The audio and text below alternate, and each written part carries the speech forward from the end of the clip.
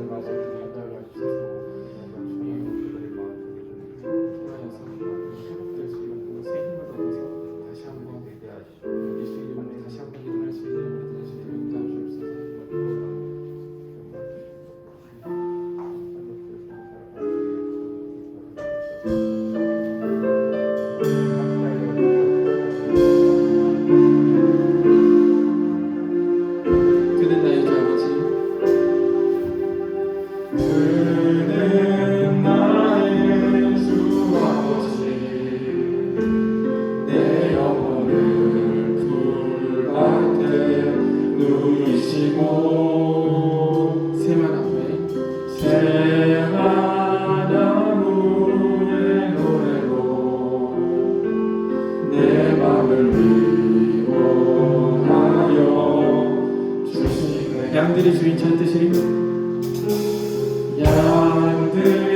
양들이 주인 찾듯이 오직 한 목자인 내 주님을 내가 찾고 또 따르니 내가 찾고 또 따르니 주 곁에 나를 내어 주는 내 피난처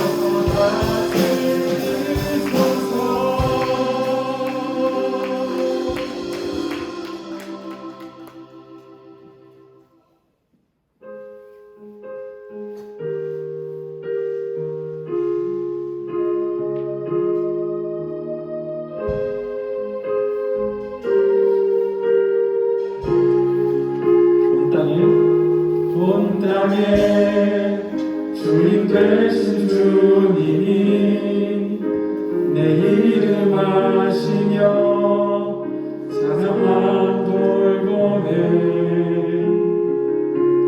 어둠을 밝히시는 새벽별 방황하는 내 맘 주의 길이 주시네 나를 미련이 주가 행하신 일로 나의 행함이 아니 오직 주로 인하여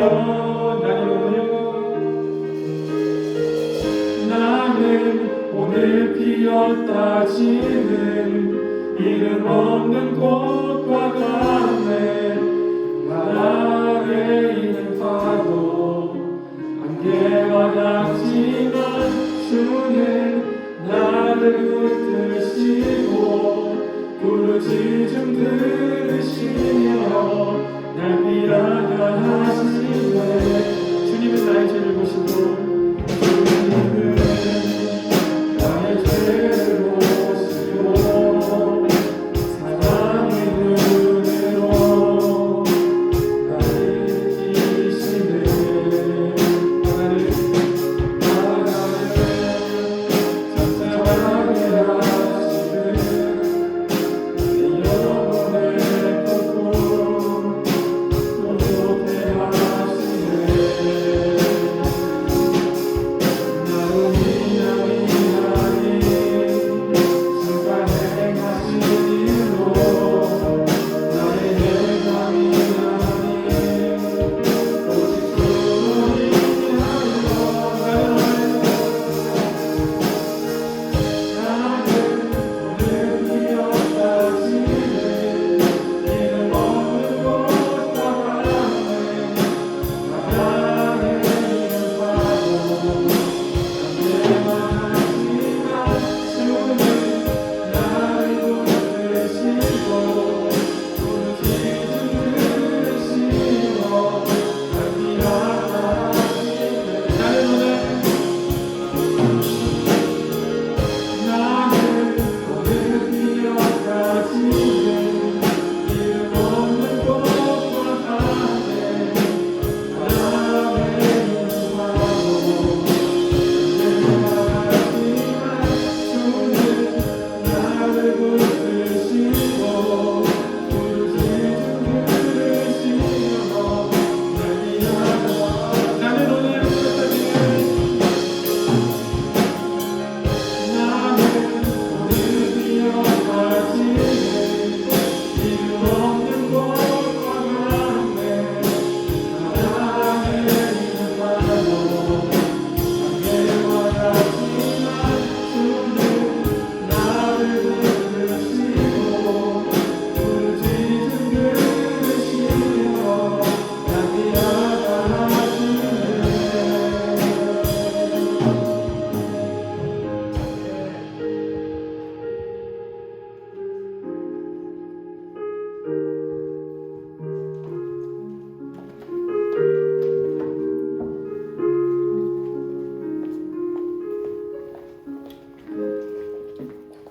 기도하시겠습니다.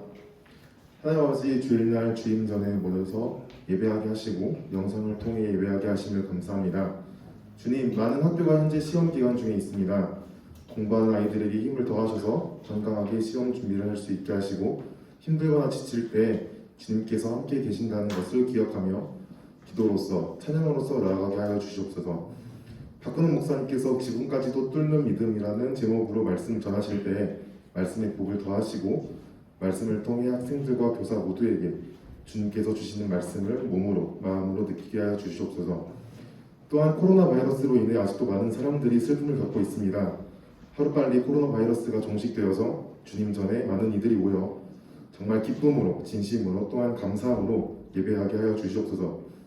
온전한 삶을 주님께 맡기며 나아갑니다. 감사합니다. 사랑합니다. 예수님의 이름으로 기도하였습니다. 아멘.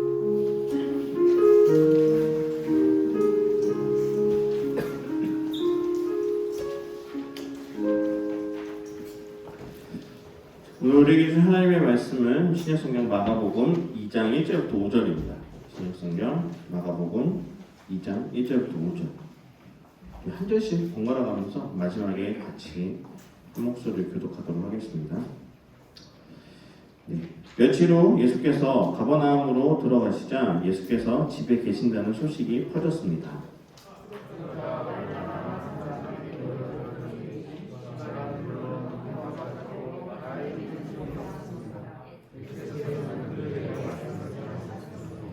그때 네 사람이 한 중풍 환자를 예수께 데리고 왔습니다.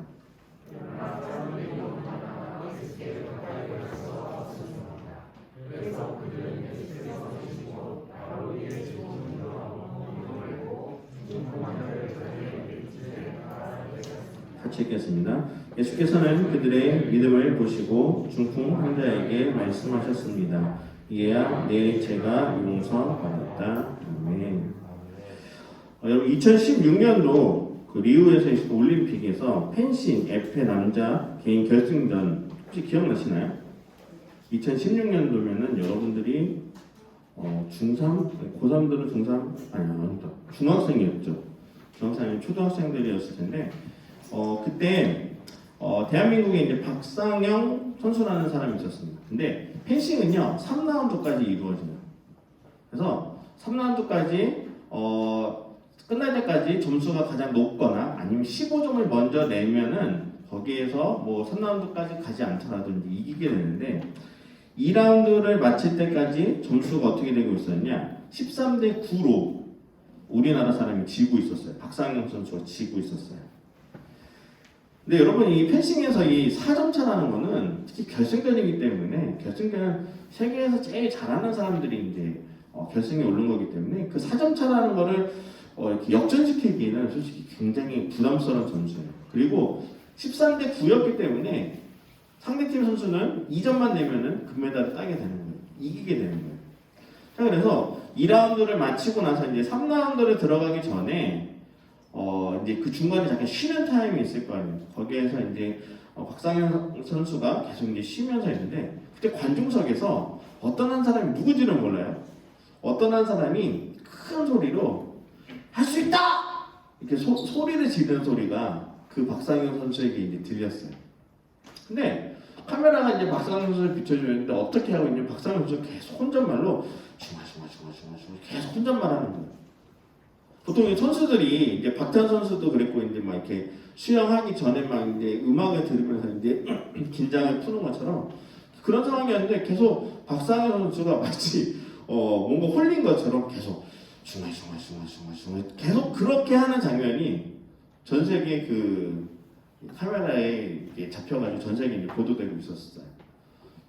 근데 계속 이제 그 캐스터나 이제 해설자가 박상현 선수가 무슨 말을 하는 것 같습니다 막 이러는데 그걸 계속 입모양을 보면서 그 말이 무슨 말이냐면은 할 수 있다는 말을 계속 반복한다라는 걸 캐스터가 알려줬어요. 자 그렇게 해서 박상현 선수가 3라운드 시작하기 전까지 계속했던 말이 뭐냐? 할 수 있다를 계속 혼자서 막 이게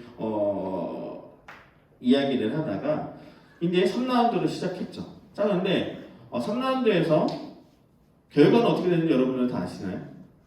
네.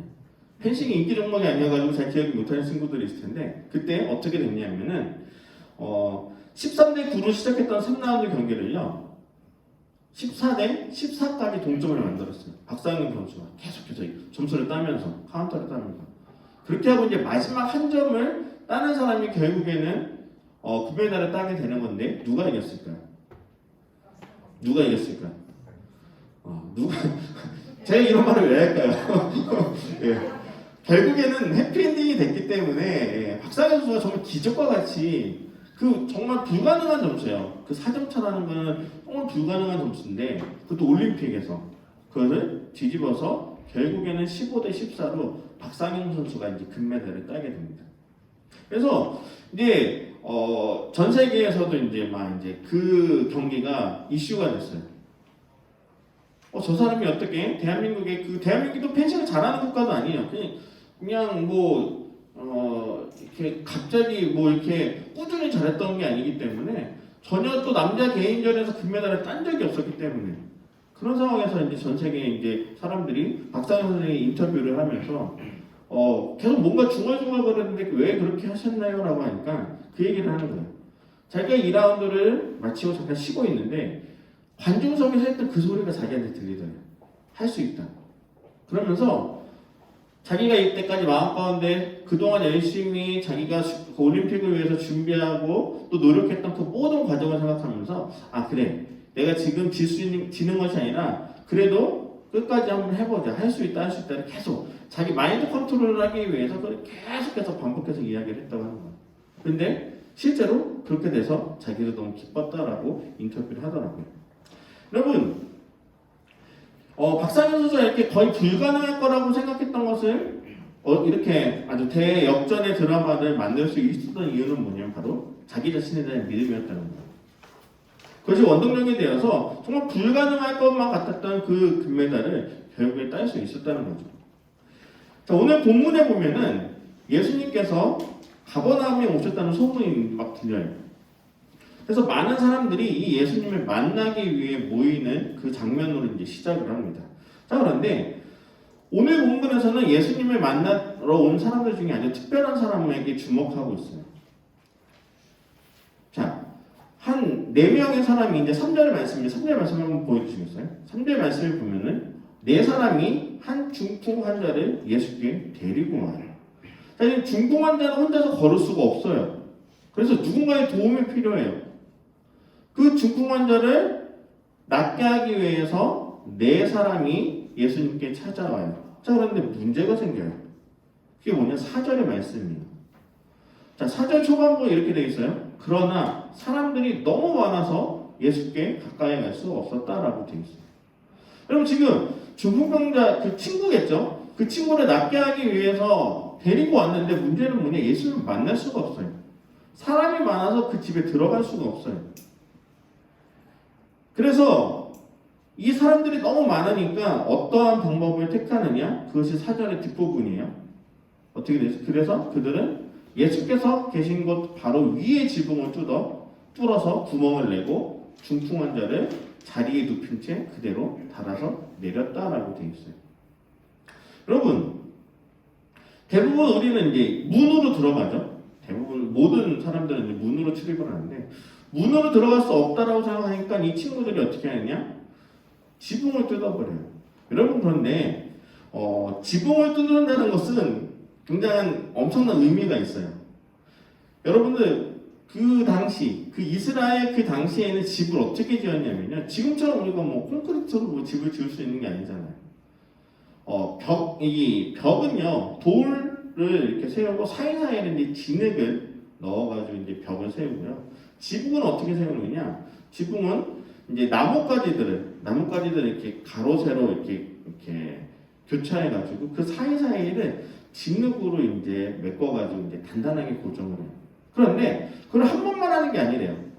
한 번만 하는 게 아니라 나뭇가지를 교차해서 진흙을 바른 다음에 그 진흙이 마르고 나면은 그 위에다가 또 나뭇가지를 교차해서 넣고 또 진흙을 바르고 그래서 여러 번을 작업을 해서 그 지붕을 이제 단단하게 이제 고정을 시킨다고 해요.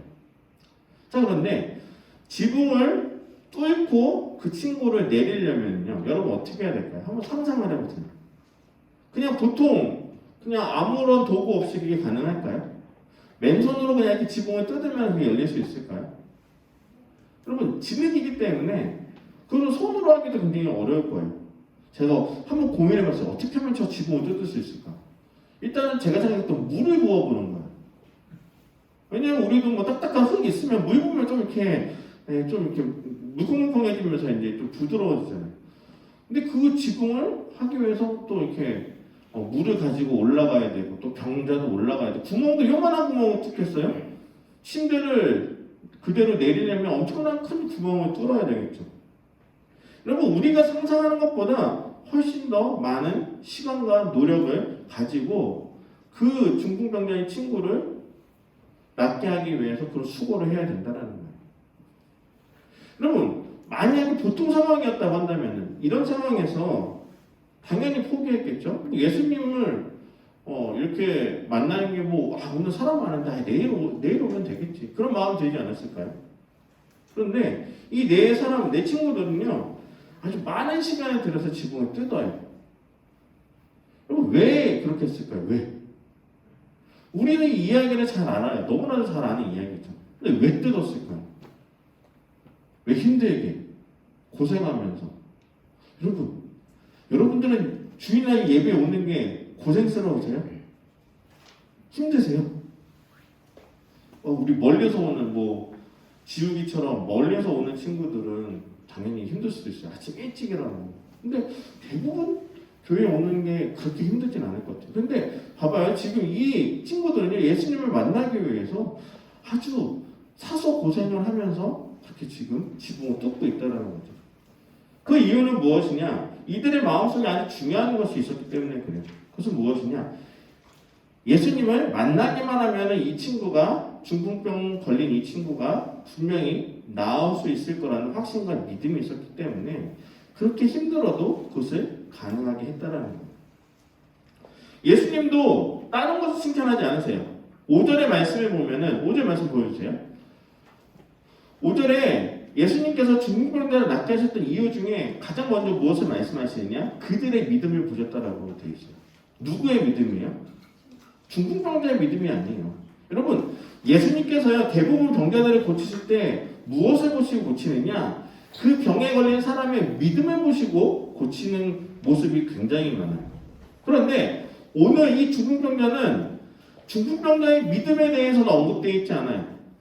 무엇에 대해서 언급되어 있느냐? 그 친구를 지붕을 뚫고 위에서 지붕에서 천장에서 그 내렸던 그 4명의 친구들의 믿음을 예수님께서 칭찬하고 있더라는 거예요. 그러면서 그 친구들의 믿음을 보시고 그 중풍병에 걸렸던 친구를 구해주고 또 죄사함의 구원까지도 얻게 하셨다는 거죠. 여러분, 이것이 의미하는 것은 무엇이냐? 여러분, 믿음의 힘이 엄청나게 크다는 거예요. 자, 그런데 이 4명의 친구들이 왜 이런 힘든 상황 가운데서도 이 믿음을 계속 유지하면서 지붕을 뜯는 행위를 했을까? 여러분의 믿음은요, 우리의 신앙생활을 하는 데 있어서 가장 강력한 동기부여가 되는 중요한 결정적인 핵심적인 그 상황이기 때문에 그래요. 요소이기 때문에 그래요. 여러분, 여러분들이 예수님을 믿고 또 예배를 드리기에 이 자리에 모두 모여 있어요. 그건 감사한 일이라고 생각해요. 여러분들 가운데 정말 믿음이 있기 때문에 여러분들이 예배를 사모하고 그래도 이 자리에 와서 여러분들이 시험임에도 불구하고 이번 주에 시험이면 솔직히 교회 안 가고 그냥 집에서 예배를 그냥 드리고 또 그냥 공부를 하겠다는 그런 마음이 있을 수도 있는데 여러분들 그런 유혹들을 다 물리치고 이 자리에 나온 거 굉장히 믿음이라고 생각해요.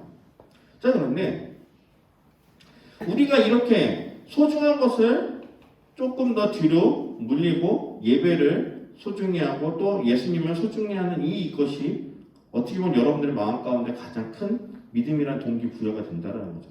여러분, 신앙생활은요, 여러분들이 생각하는 것보다 결코 쉬운 생활은 아닌 것 같아요. 예수님의 말씀대로 살아가야 된다는 게 우리의 목표이긴 하지만 그 예수님의 말씀대로 살아간다는 게 결코 쉽지 않은 것 같아요. 여러분, 솔직히 한번 따져보세요. 학교 가서 여러분들 예수님의 말씀대로 살아요? 남을 사랑하면서 항상 남을 배려하고 내가 가지고 있는 걸 희생하고 헌신하면서 여러분들 학교에서도 그렇게 사나요? 네, 사는 친구들이 있을 거예요. 근데 그렇지 않은 친구들도 굉장히 많을 거예요. 솔직히 말해서. 교회에서의 신앙의 모습 따로, 학교에서의 모습 따로, 또 집에서의 모습 다 따로. 여러분, 우리가 하나님을 믿는다고 하지만 우리의 신앙생활이 왜 맨날 죄를 짓는 그런 모습들이 반복되느냐? 우리의 믿음이 흔들리기 때문에 그래요. 제가 지난주에 설교를 하면서 한 가지 그런 이야기 했던 게 기억나세요? 제가 제자들에게 제일 부러운 게 하나 있다고 그랬어요. 그 예수님의 12 제자들에게 부러운 게. 그래서 뭐냐면은 부활하신 예수님을 직접 본 사실이에요. 저는 그게 너무 부러워요. 왜냐? 저는요, 예수님을 직접 본 적이 없어요. 직접 보고 싶어요. 목사이긴 하지만 제가 만약에 진짜 예수님을, 부활하신 예수님을 직접 내 눈으로 보게 된다고 한다면은 저는 정말 미친 듯이 복음을 전할 것 같아요. 설교를 하는 것으로만 그친 지금 이 목사로서의 이 삶이 아니라 정말 하지 말라고 그래도 바깥에 나가서 사람들에게 예수 믿으세요라고 막 소리 지르면 다닐 것 같아요. 왜? 부활하신 예수님을 내 눈으로 직접 본 믿음이 있기 때문에. 여러분, 근데 저도 성경을 통해서 예수님을 아는 거예요. 또 제가 이때까지 신앙생활 하면서 제 안에 느꼈던, 기도하면서 주셨던 그런 마음들, 그것들을 통해서 제가 예수님을 믿고 있는 거예요. 그럼 우리가 예수를 믿는다는 건 결코 쉬운 일이 아닌 것 같아요. 왜냐? 보이지 않는 그분을 믿는다는 것은 세상적으로 우리가 어려운 일, 어떤 위기가 생겼을 때 너무나도 흔들릴 수 있는 아주 갈대와 같은 그 연약한 믿음이 있다면 우리는 언제든지 거기에서 흔들릴 수 있다는 거죠. 여러분, 근데 오늘 이 4명의 친구들은 어떤 믿음인지는 정말 정확하게 모르겠어요. 근데 그냥 지붕을 뚫을 수 있을 정도의 열정을 가지면서 예수를 만나기 위해 나아갔다는 거예요. 여러분, 우리가 신앙생활을 하면서 이와 같은 열정으로 예수님을 믿은 적이 여러분들이 있으세요? 그냥 대충 주일날 와서 예배 드리고 또 예배 드리면은 뭐 내가 뭐 복 받겠지. 혹시 여러분들 이런 마음으로 여러분들 신앙생활하는 여러분들 혹시 있진 않으신가요? 오늘 본문에서 우리에게 주시는 그 말씀의 의미는 무엇이냐? 정말 열정을 다해서 내가 정말 사랑한다면, 그분을 믿는다고 한다면은 내가 할 수 있는 최선을 다해서 그분께 나아가라는 것이 오늘의 성경의 메시지예요. 그런데 우리의 삶이 그러한 삶을 살고 있는지 다시 한번 확인을 해야 된다는 거죠. 여러분, 믿음의 가치는 다 달라요. 어떤 사람에게는 그냥 예배를 드리는 것만이 그냥 믿음의 절대적인 가치라고 여기는 사람이 있어요. 어떤 사람들은 예배를 드리는 것뿐만이 아니라 나의 행동, 나의 삶이 정말 매 순간순간마다 예수님이 원하시는 그 뜻대로 실천하며 사는 것이, 그것이 진정한 믿음의 가치라고 여기는 사람들도 있어요. 주님이 말씀하시는 그 믿음의 가치는 무엇일까요? 우리가 주일날 예배 드리는 것만으로 만족하기를 원하실까요? 아니라는 거예요. 우리가 예배를 드리는 것뿐만이 아니라 매일매일의 삶이 예수님께 가까이 나아가기를 원하신다는 거예요. 여러분, 우리가 살다 보면은 세상적인 것들이 더 좋을 때가 있어요. 또 오히려 예수님을 믿는다는 것이 세상의 어떤 문화 가운데서 방해되는 것들이 있어요. 부끄럽고 흔히 말해 쪽팔리고. 오히려 예수님을 믿는다는 것이 세상의 친구들과 같이 어울릴 때 방해되는 것들이 분명히 있는데, 그런 상황 가운데서도 내가 예수님의 말씀대로 살아갈 수 있느냐, 그런 위기의 순간들이 여러분들의 신앙 삶 가운데 계속 앞으로 계속 여러분들에게 나올 거예요. 여러분, 대학교에 가면 가장 먼저 고민하는 게 뭔지 알아요? 술 문화예요, 술 문화. 요즘에는 많이 없어졌다고 하지만, 교회를 다니는데 제가 전에 청년들, 고등부를 졸업했던 청년들을 계속 이렇게 이야기했을 때, 너네 뭐가 제일 힘드니? 라고 물어봤었을 때, 술이 제일 힘들대요. 나는 교회 다니면서 술을 마시기 싫은데 학교 가면 자꾸 술을 권한다는 거예요. 여러분, 그런 상황에서 어떻게 해야 돼요? 여러분, 우리가 삶을 살아가면서요, 이와 같이 하나님의 말씀하고 우리들의 삶 가운데 부딪히는 것들이 굉장히 많아요. 어른 되면 더 그래요. 직장 가면 더 그래요. 그나마 여러분들이 학교 다니면서 이렇게 공부할 때는 그런 부분에서 덜 여러분들에게 어려움이 처해 있는 상황일 수도 있어요. 여러분, 고등학교 때 여러분들이 지금 제일 바라는 건 뭐예요? 빨리 이 고등학생을 벗어나서 자유롭게 대학생이 돼서 여러분들이 뭐 누리고 성인이 되고 싶다는 그런 바람들이 분명히 있을 거예요. 근데 여러분, 성인이 되면요, 우리에게 오는 세상적인 유혹이 더 많아져요. 훨씬 더 많아져요.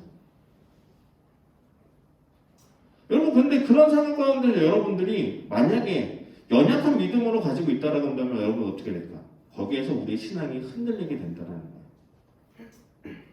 여러분, 우리나라에서 연령대 중에서 교회에 다니는 것들이 그 신앙의 정도가 가장 취약한 연령대가 어디냐? 20대, 30대예요. 그나마 이제 10대까지는 부모님에 의해서 같이 이제 교회에 나오기 때문에 그래도 10대까지는 그래도 교회 다니는 친구들이 굉장히 많은데 20대, 30대부터는 교회를 다니는 사람들의 퍼센트가 굉장히 떨어지고 있어요. 앞으로 점점점 떨어질 거예요. 왜 그럴까요? 고등학교 때까지는 그래도 교회 다니는 것 같으면서 그냥 겉으로 보기에는 그냥 내가 교회를 다니지 그런 모습으로 그런 신앙생활을 했던 거예요. 그런데 내가 성인이 되고 내가 선택할 수 있는 그런 권리와 자유가 생기다 보니까 20대, 30대가 되어서는 교회를 가는 것에 대해서 어떠한 그 뜨거운 그런 열정이 안 생기는 거예요. 뭐 이렇게 열심히 안 믿어도 되겠지. 아이고 예수 믿으면 뭐해? 내가 달라지는 것도 없는데 내가 복 받는 것도 느껴지지도 않는데 그러면서 점점점 신앙이 멀어지게 되죠.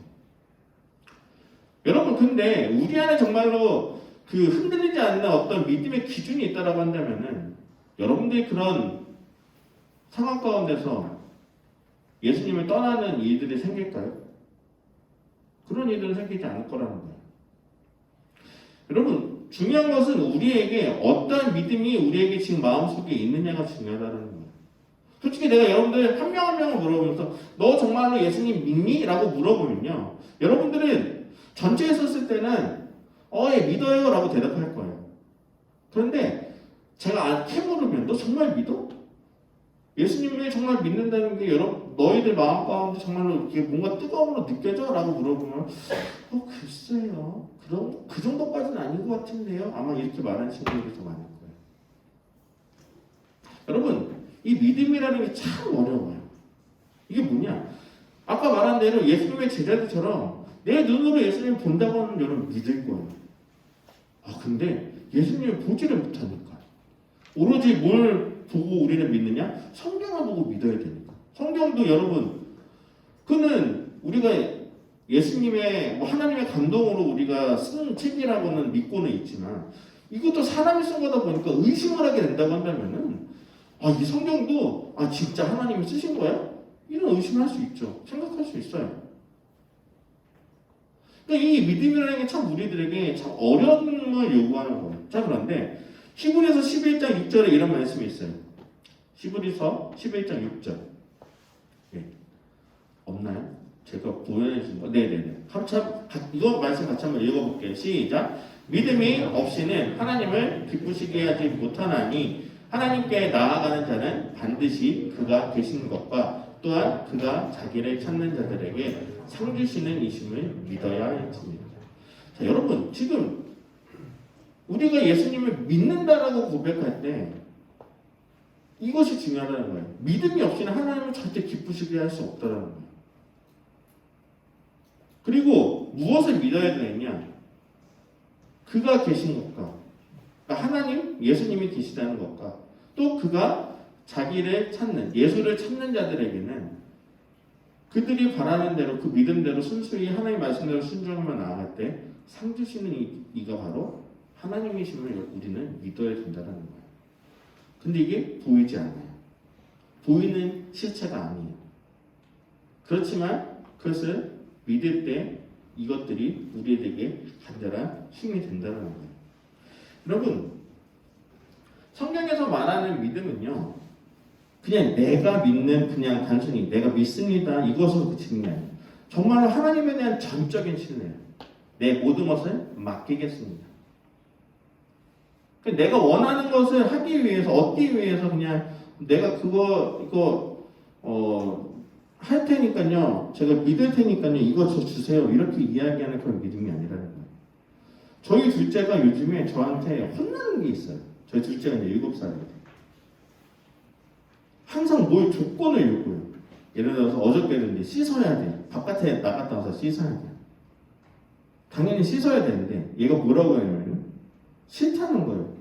왜 싫어? 그냥 싫대. 그래서 계속 이제 제가 너 안 씻으면 너 병원 가야 돼. 뭐 했더니 그럼 씻으면은 자기한테 핸드폰을 볼 수 있는 시간을 달라는 거예요. 자꾸 조건적으로 하는 거예요. 그래서 너 씻지 마. 너 씻지 마. 차라리 병원 가. 그랬더니 나중에 막 울면서 이제 들어왔는데 여러분 우리들도 그런 신앙 하나님 앞에 그런 신앙의 모습 있지 않나요? 평상시에는 열심히 믿지 않잖아.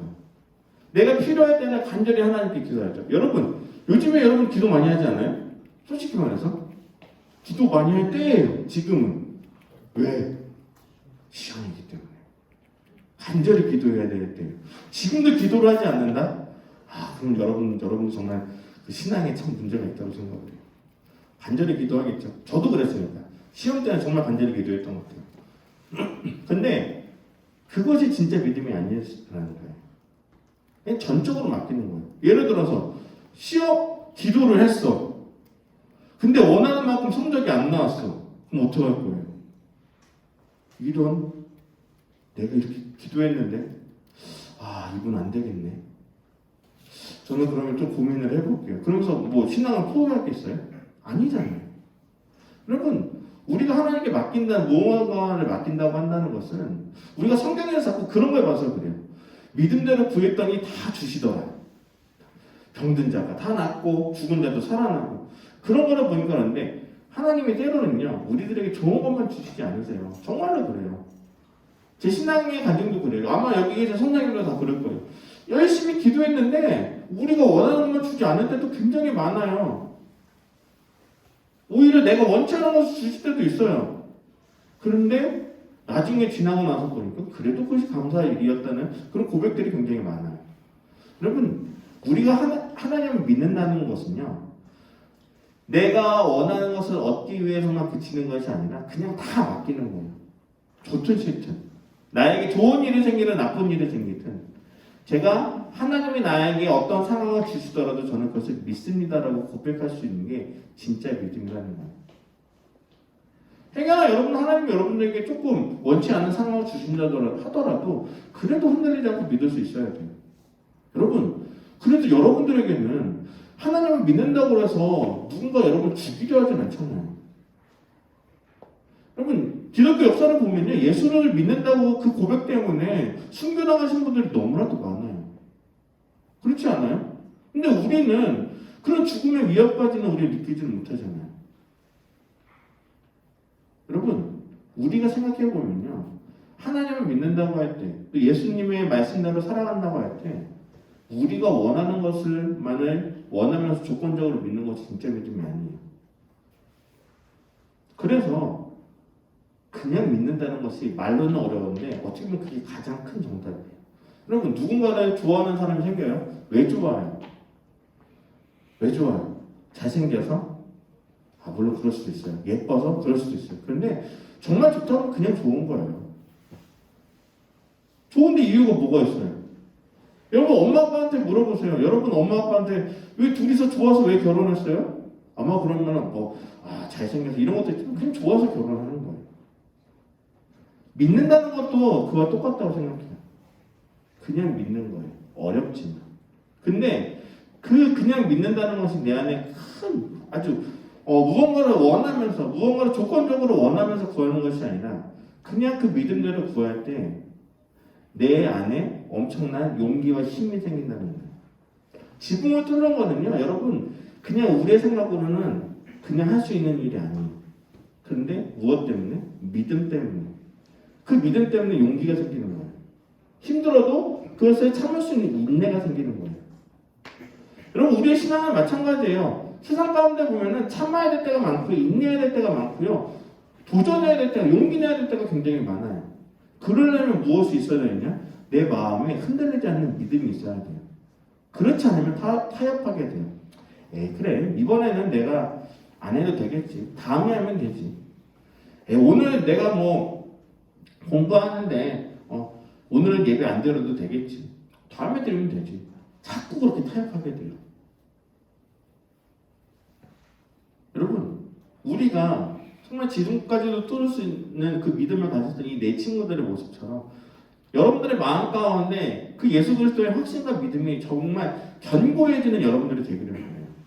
그래서 세상적으로도 여러분들 어떤 위험이 온다 하더라도 어떤 유혹이 온다 하더라도 흔들리지 않는 그런 믿음으로 예수 그리스도의 그런 가치관과 신앙을 지켜나가시는 여러분들이 됐으면 좋겠어요. 그것이 여러분들이 지금 고등학교의 시간뿐만이 아니라 여러분들의 성인이 돼서도 그렇게 했으면 좋겠어요. 근데 여러분, 지금도 여러분들이 이런 것들을 견뎌내지 못한다고 하면 여러분 성인이 돼서 견딜 수 있을 것 같아요? 절대 못해요. 어떻게 보면 지금의 여러분들에게는 훈련의 시간이라고 여겨졌으면 좋겠어요. 남자들 나중에 군대 가는 친구도 있을 거예요. 여러분, 군대 갈 때 처음부터 자대로 가나요? 안 가요. 처음에 어디로 가요? 훈련소로 가요. 왜 훈련소로 보낼까요? 그리고 훈련소 가면 진짜 힘들어요. 아마 여러분들 군생활할 때 훈련소 때만큼 훈련은 그렇게 받지 않을 거예요.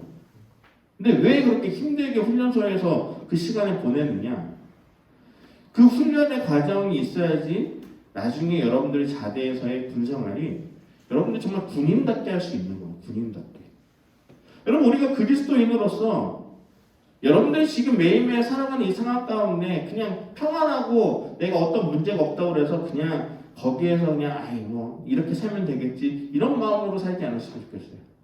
지금의 모든 상황을 훈련의 여정으로 여러분들이 여기셨으면 좋겠어요. 지금부터 그런 훈련의 여정을 가졌을 때 나중에 여러분들이 어떤 어려운 위기가 닥친다 하더라도 흔들리지 않을 수 있다는 거예요. 우리가 그런 마음을 가지고 지금 여러분들 뭐 평안하다고 해서 나는 아무 문제 없을 거야 그런 마음 갖지 마시고 나에게도 언제나 이런 믿음이 흔들릴 수 있는 그런 위험한 순간들이 올 거라는 그런 생각을 가지고 지금부터 여러분들의 마음을 단련하고 여러분들의 믿음을 다시 한번 재점검하는 여러분들이 되기를 바라요. 그래서 여러분들이 신앙생활을 해가면서 정말 주님을 향한 진정한 믿음의 그리스도인이 되기를 원해요. 형식적으로 예배만 드리고 그냥 예수를 믿는다 입으로만 고백하는 그리스도인이 아니라 마음 가운데 그 뜨거운 열정과 그 예수 그리스도의 사랑으로 흔들리지 않는 그런 믿음을 가지는 우리 모든 여러분들이 되시기를 바랍니다. 같이 좀 기도하면서 나아가도록 하겠습니다. 우리가 여러분들의 마음 가운데 어떠한 믿음과 어떠한 신앙의 그 기준이 있는지는 모르겠어요. 각자 가지고 있는 그 모습이 다 다를 거예요. 하지만 여러분의 신앙을 조금 더 견고하게, 더 튼튼하게 만들어가기 위해 좀 더 노력하는 여러분들도 됐으면 좋겠어요. 그래서 흔들리지 않는 그런 믿음을 가질 때 여러분들이 그것을 통해서 느끼는 보람이 있을 거예요. 세상에 어떤 유혹이 왔었을 때 그것을 물리치는 그 순간에 그 통쾌함을 여러분들이 느꼈으면 좋겠어요. 그런 것들이 쌓이면은 여러분들이 흔들리지 않는 그 믿음이 더욱더 견고해질 거예요. 그런데 한 번 포기하고 한 번 양보하고 세상 가운데 타협하게 되면은 그 믿음은 점점 더 연약해질 수밖에 없을 거예요. 여러분, 이렇게 한 가지만 위해서 같이 기도할게요. 하나님, 내 마음 가운데 더욱더 견고하고 흔들리지 않는 그런 믿음의 모습을 저에게 부어주십시오. 그리고 지금 이 순간에도 내가 예수님을 믿음으로 고백하는데 조금 더 주저함이 없을 수 있도록 내 안에 더욱더 큰 믿음을 더하여 주십시오라고 우리 같이 고백하며 기도하며 나아가도록 하겠습니다. 같이 기도하시겠습니다. 사랑하신 아버지 하나님 감사합니다. 내게 주신 하나님의 마음을 함께 해주시고 주님의 사랑으로 함께 고백합니다. 우리들의 마음 가운데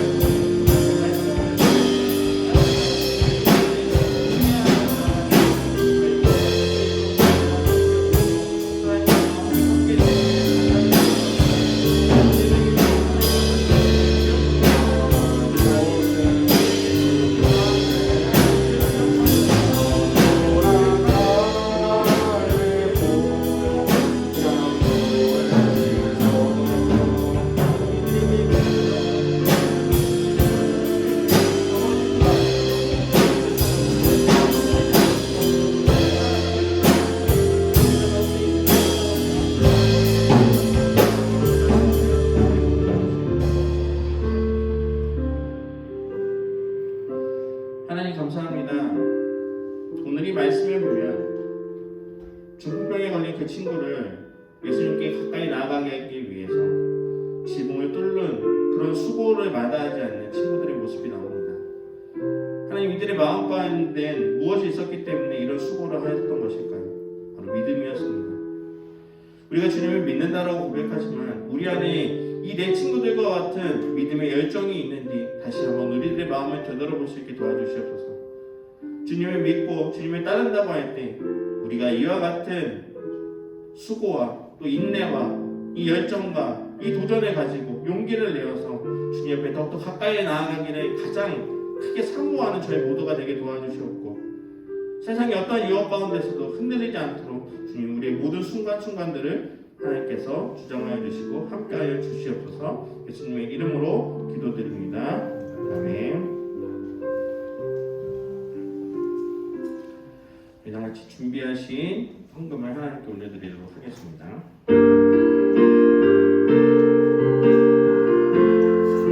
다 같이 일어나주세요.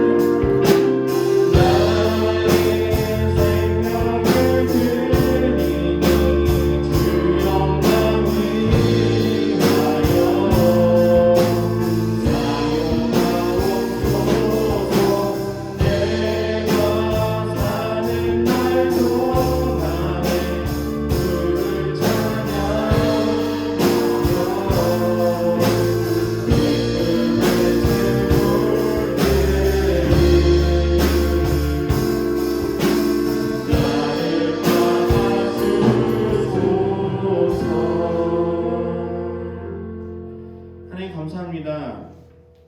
저희들이 이제 한 주간 동안 또 시험 준비 때문에 바쁘고 또 지치는 그런 시간을 보내고 있음에도 불구하고 또 저희들의 은혜 가운데 지켜주시고 또 감사의 마음을 담아 이 헌금을 하나님께 올려드립니다. 저희들의 마음을 기뻐 받아주시고 이 헌금을 쓰이는 곳곳마다 하나님의 귀한 뜻을 우리가 누리며 살아갈 수 있도록 도와주시옵소서. 하나님 이번 주에는 시험이 있습니다. 하나님 우리가 정말 이 시험이 우리에게는 너무나 중요하지만 그 무엇보다도 이 시험을 생각하기 이전에 하나님께 기도함으로 또 하나님께 믿음으로 우리 믿음을 먼저 고백하는 그런 모습을 잊지 않도록 도와주시옵고 또 시험을 준비하는 과정에 있어서 하나님께서 지혜 주시어서 좋은 결과들을 얻을 수 있도록 또 우리가 준비한 만큼 정말 그 모든 좋은 결과 얻을 수 있도록 하나님께서 인도하여 주시옵소서. 하나님 또 질병 때문에 고생하고 있는 친구들이 있습니다. 하나님 그 아픈 몸을 주님께서 회복하여 주시고 힘 주셔서 능력 주셔서 그 모든 아픈 곳을 치유해 주시고 하나님이 건강한 모습으로 우리들에게 맡겨진 모든 일들을 잘 감당할 수 있도록 하나님께서 함께해 주시옵소서. 한 주간에 우리의 선도시킬 것을 믿사오며 예수님의 이름으로 기도드립니다. 아멘. 우리 다 함께 화성의 찬양 함께 하도록 하겠습니다.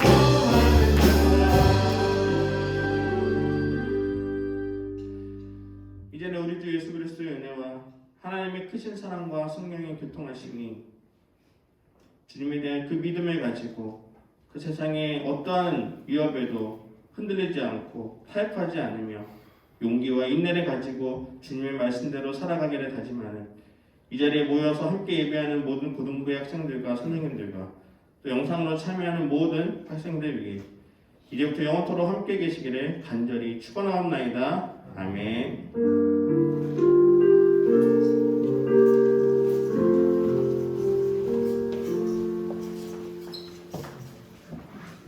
네, 한 주간 잘 지내셨죠? 네. 광고 먼저 하겠습니다. 4월달 오늘 생일 축하가 있는데요.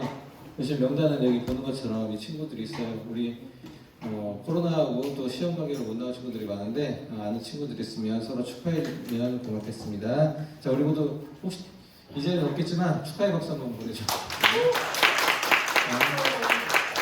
그 생일 선물은 모바일 교환권으로 이렇게 제공이 될 겁니다. 그리고 이번 주 성경 읽기는 여호수아 19장부터 24장까지고요. 그리고 다음 주는 이제 5월이 가정의 달이라서 온가족 예배로 이렇게 드려지고요. 고등부 현장 예배도 없고 영상 예배도 전체 성인 예배, 그 작년 예배로 대체가 됩니다. 그래서 시간은 9시하고 11시 반이니까요. 이때 저기 현장 예배나 아니면 영상 예배로 이렇게 참여해 주시면 되겠습니다. 출석 이벤트는 다음 주 예배가 없는 관계로 5월 둘째 주에 이렇게 시상할 예정입니다. 네, 모두 다음 주에 다시 만나기로 하고 집으로 보고!